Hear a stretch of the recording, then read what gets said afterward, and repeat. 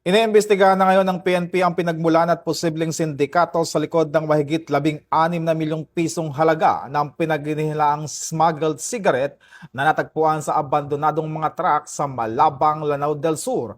Ayon sa ulat ng pulisya, rumisponde ang mga tauhan ng Malabang Municipal Police Station matapos makatanggap ng report kaugnay sa 3 iniwang sasakyan sa isang bakanting lote sa barangay BPS Village.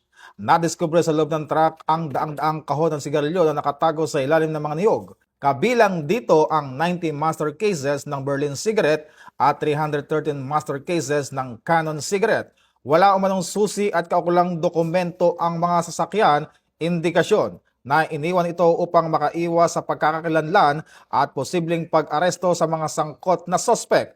Ayon kay PNP Chief Police General Jose Melencio Nartates Jr., paigtingin pa ang investigasyon upang matukoy ang mga nasa likod ng ilegal na operasyon. Kasalukuyang nasa kustodiya ng pulisya ang mga nakumpiskang kontrabando habang inihahanda ang turnover nito sa Bureau of Custom para sa kaukulang disposisyon. Mula po dito sa himpilan ng Pambansang Pulisya ng Pilipinas, ako po si Patrolman Adrian Dayaw, nagbabalita para sa Police News Express. At ito ang bagong PNP para sa bagong Pilipinas, serbisyong mabilis, tapat at nararamdaman.